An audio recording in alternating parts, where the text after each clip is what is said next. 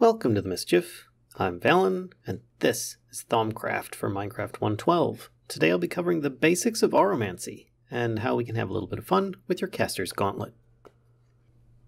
So if you watched the first episode, we ended with making a caster's gauntlet, but never actually using one. That's where we're actually going to come in next, with Auramancy. So you have not yet begun this research. Click here and you'll have to make a blank lesser focus, which requires some aurum, some precantatio, and 20 vitreous. This is going to be a little bit more challenging to come up with if you're not familiar with Thaumcraft, so I'm going to try and give you a little bit of a shortcut. So to start with, you're probably going to want to get some smooth stone, have some of your V crystals handy that you may or may not need, and I'm going to recommend that you make probably 2 sets of these. Now this is just my own personal preference.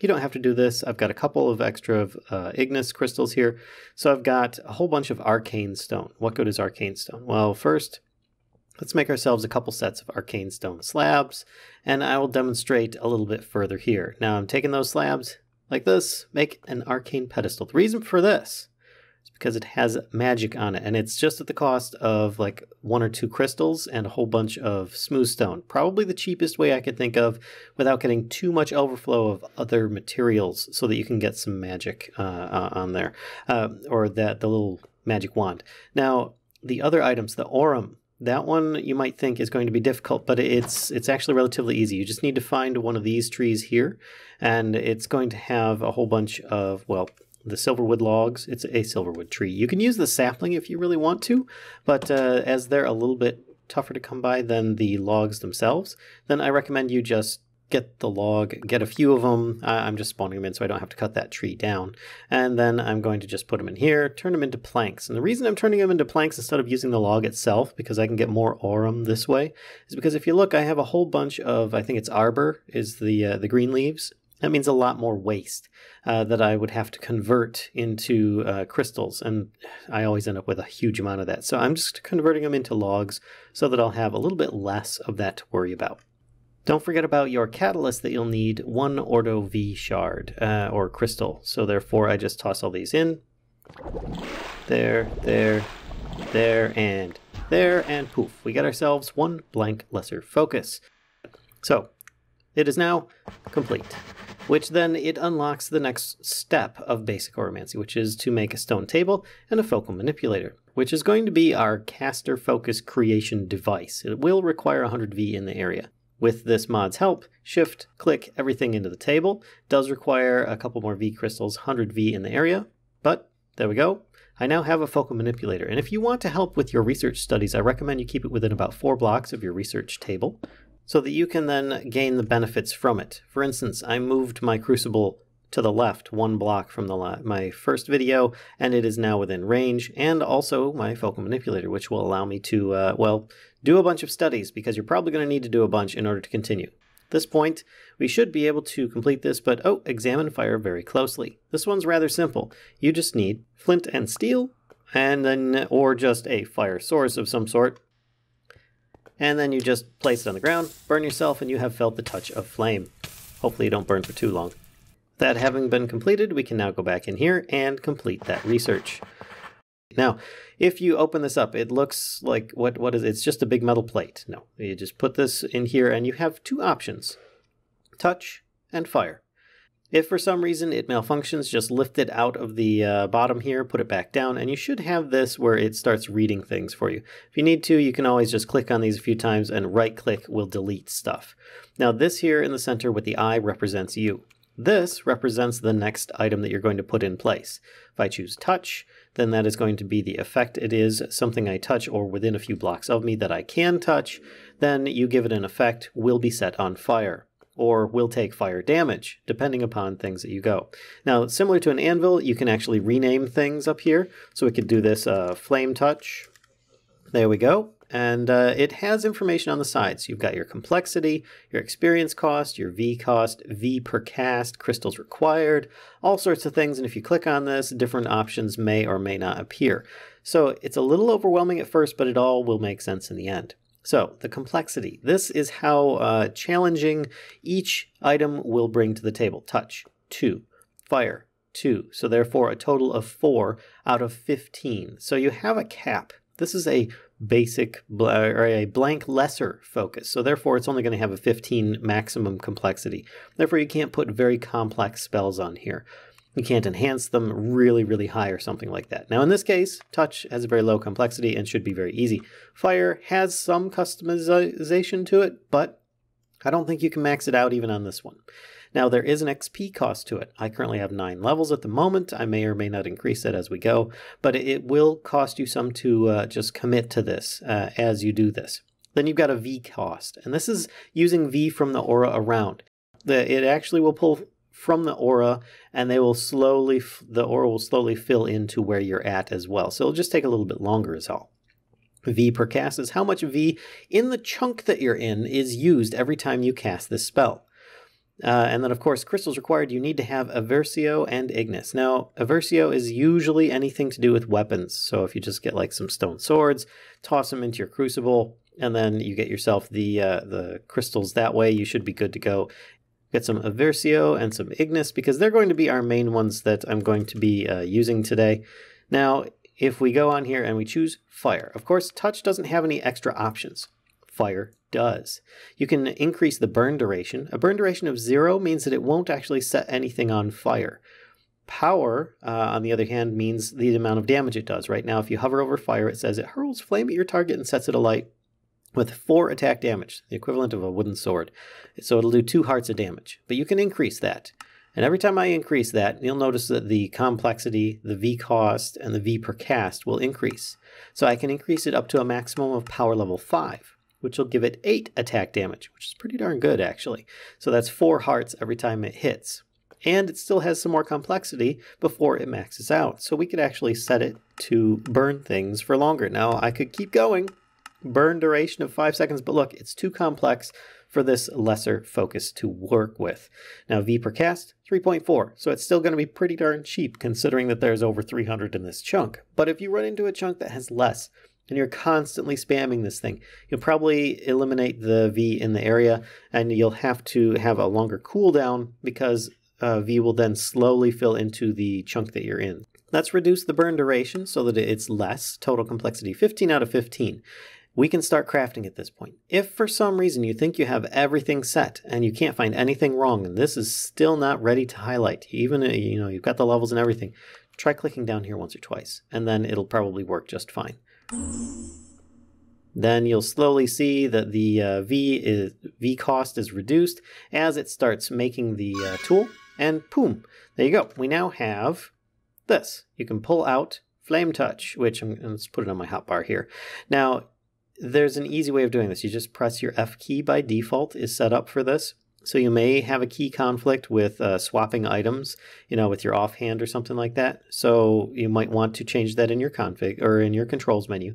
But otherwise, you bring up this little menu here, and you can choose any foci that are in your inventory or in a pouch, which we'll go into next. So therefore, I can do this.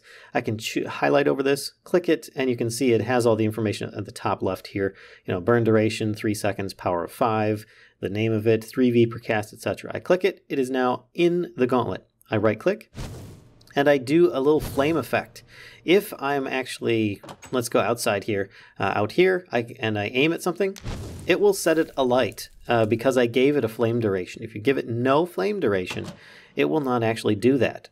Something you should know is if you want to unequip something from your gauntlet so there's nothing in it, Shift and F should do it, or your key that you assign to bring up your little wheel there.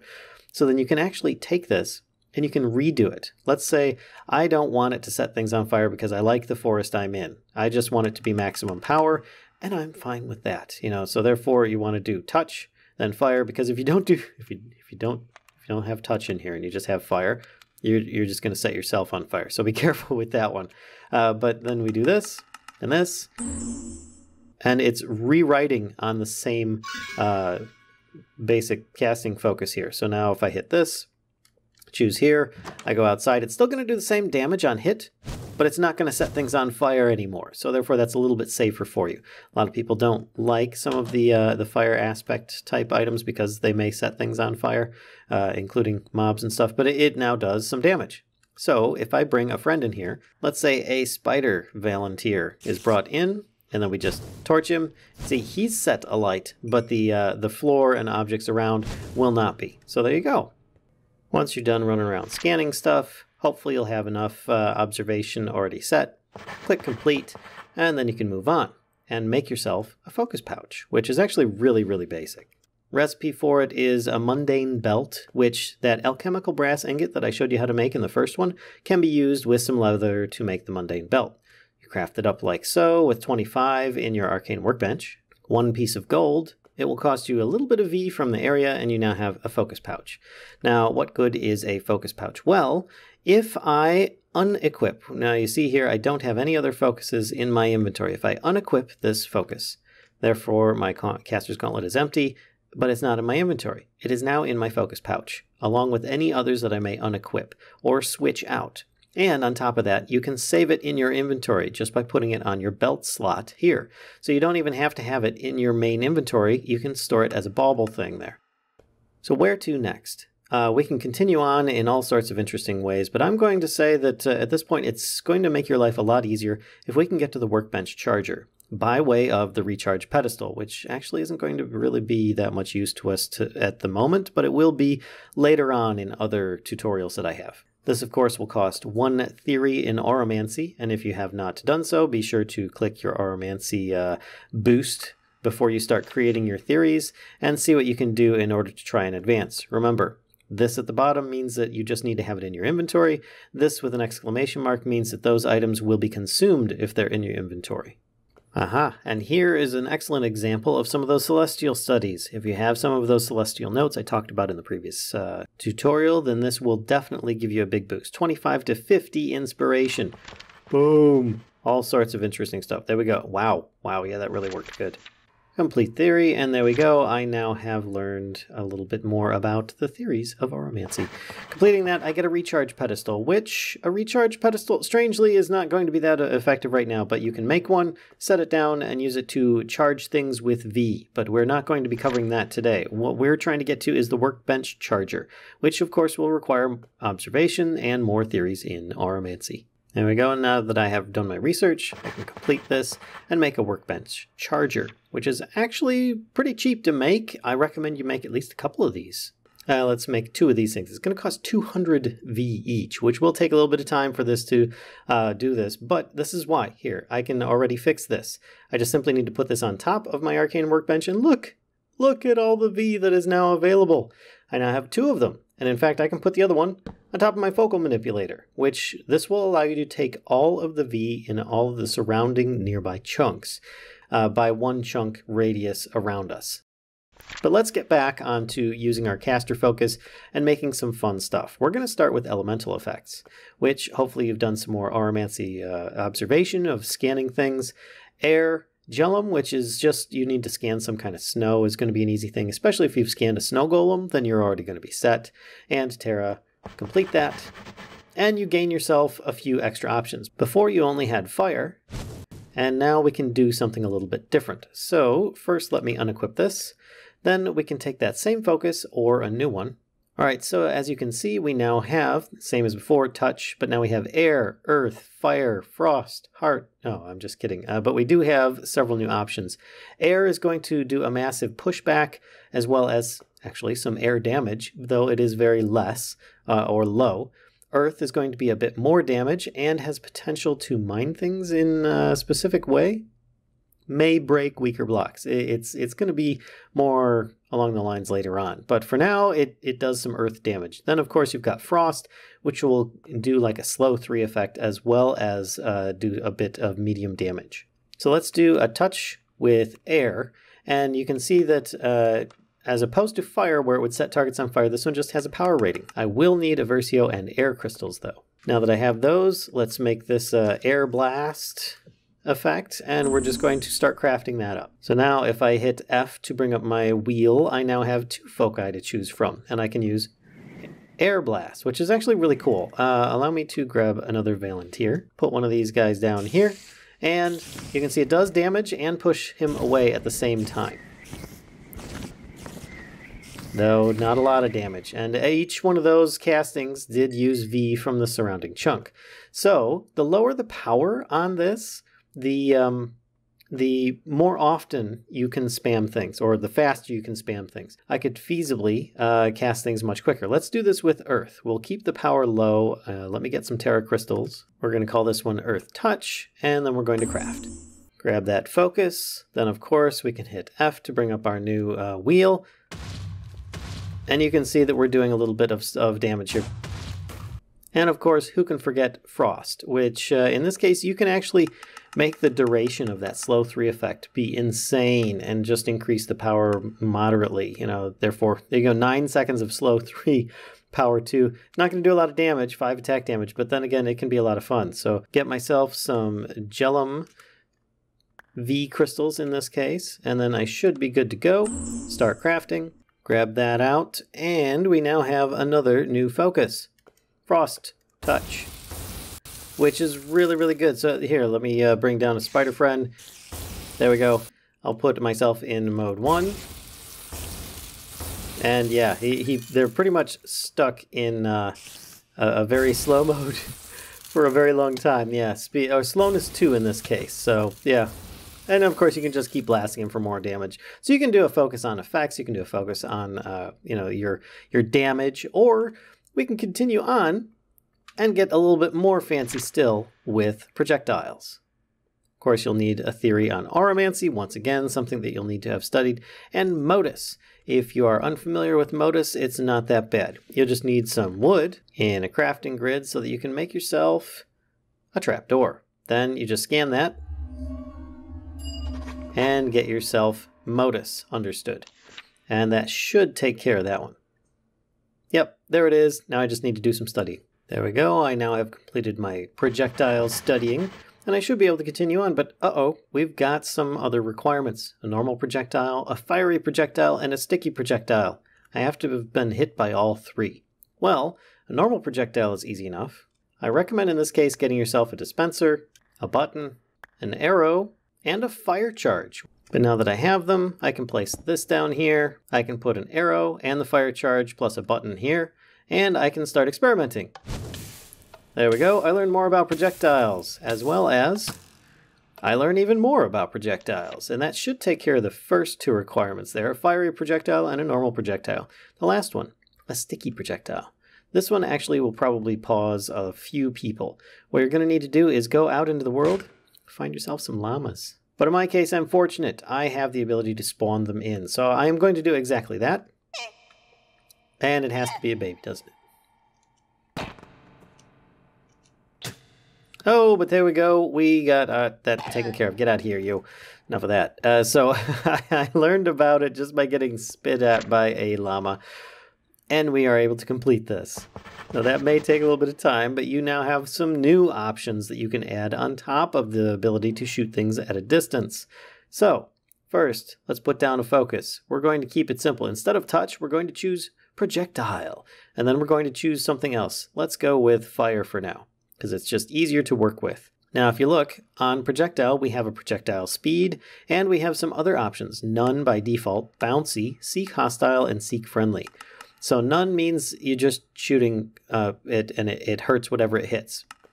Bouncy means that it's actually going to start bouncing off of any solid blocks, including things like grass. So be aware of that. Seek hostile.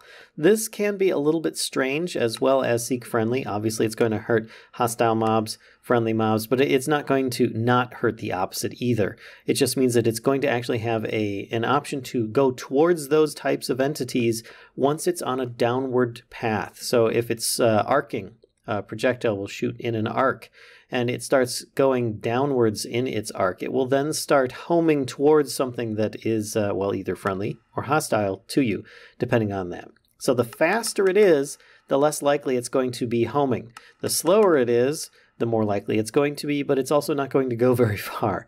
I recommend somewhere around 3 on average should get you the projectile speed you want if you're going to want it to be somewhat seeking.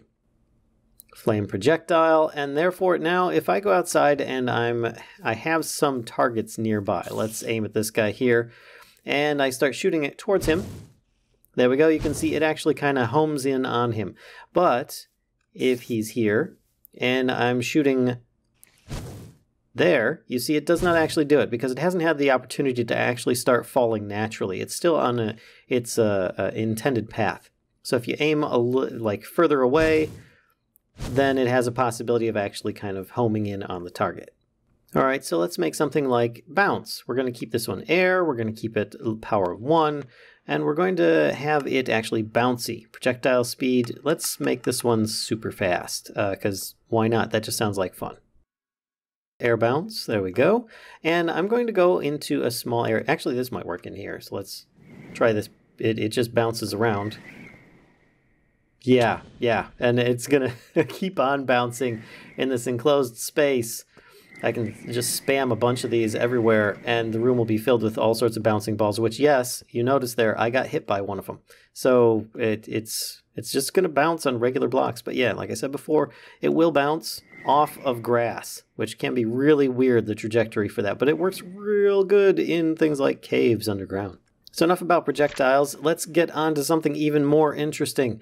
We want focus medium bolt. And I can now learn focus medium bolt. There we go. And what does this do? This is kind of a mixture between touch and projectile. I will explain more as I make one. Of course, you're going to want to choose bolt and then some kind of effect. In this case, let's make it frost. Now you notice that bolt doesn't actually have any options. There we go. I now have my ice bolt ability. So if I look over here, ice bolt, I now have the ability to shoot kind of a lightning zap effect. And it's kind of a medium range. It's very effective at about like 20 blocks or so would be my guess. And you can use it to great effect. It's just, you can zap things to death real easy. So it's very, very fun. And it's a lot faster than the projectile one. You could choose a level 5 speed for projectile. But yeah, I find that this one just works really good for instantaneous effect and a really cool whipping electricity animation, regardless if it's ice, air, earth, or fire. Well, you know what? Let's backtrack a little bit and go to the Arcane Mine, because this is actually really, really good. You'll need to do some studying in theory and Auramancy, plus you'll need to have a tripwire hook and vinculum. If you haven't scanned vinculum yet, it's available in a gate, a door, or an amber bearing stone, or even in a trapped chest, which you might even use this tripwire hook for. There we go. I've done my studying on both Artifice and Auramancy. I can complete that and move on. So the Arcane Mine is not good in a quickly offensive ability. It's best for a planned attack. If I place this in here, we have Arcane Mine, and then we can add in other effects. We can add in, of course, the usual. Let's make it Earth this time. And you'll notice that it has a target type, non-friendly or friendly. So therefore you can have it safe for things like villagers or animals will not trigger this. You're basically setting traps on the ground where you're standing.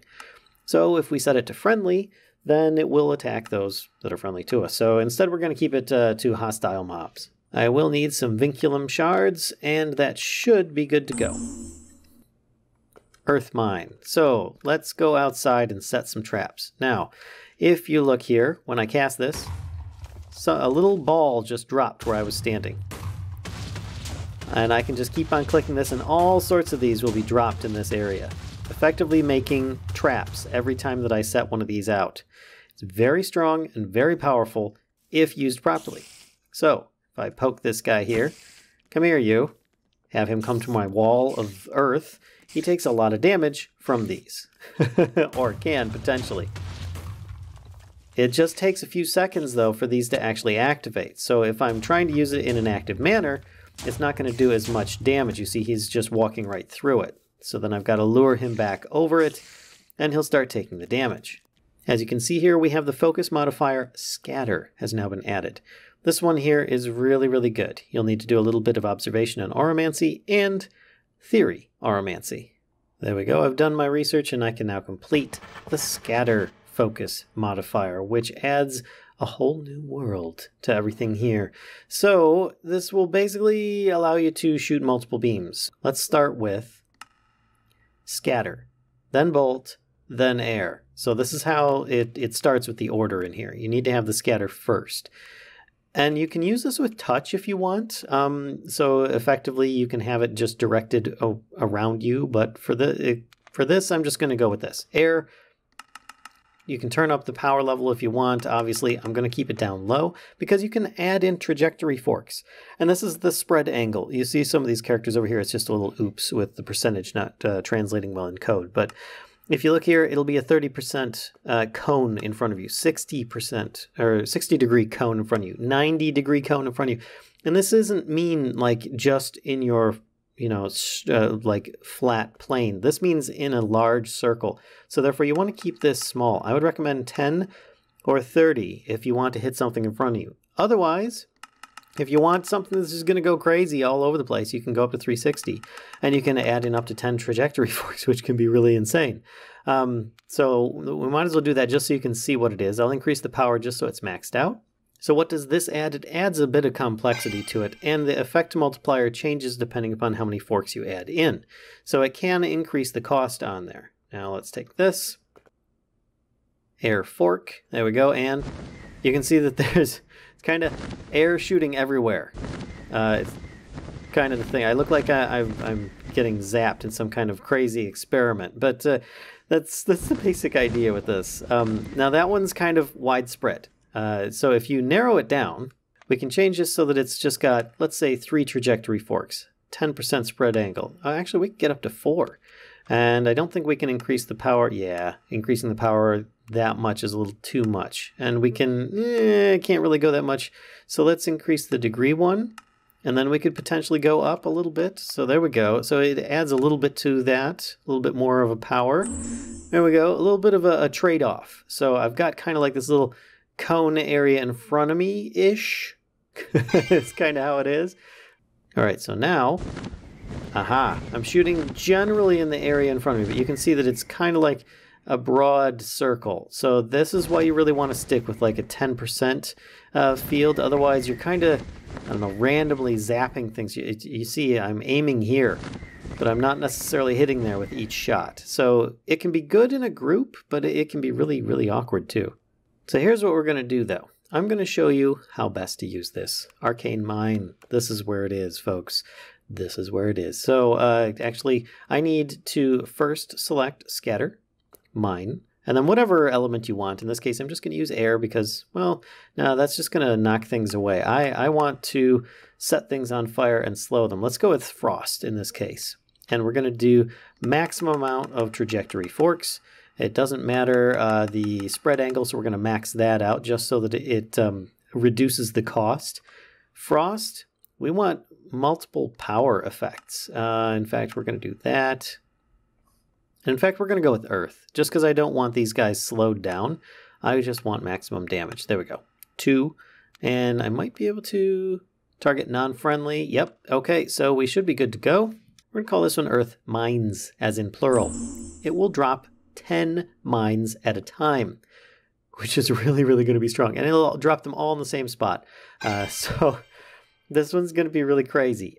So let's try this. Earth Mines. All right. Now, if I go out here, and I actually, here we go. I'll go into this view. You can see I'm dropping a lot of mines at once. So every time that I click this, I'm dropping 10 mines. So as before, you saw I was dropping a bunch with spiders coming at me.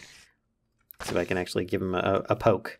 Now they pretty much just die instantly. So it's really, really, yeah, good for this stuff. It's a lot of fun for trapping or sending guys to your traps, and therefore, yeah, that's where that one's really going to shine.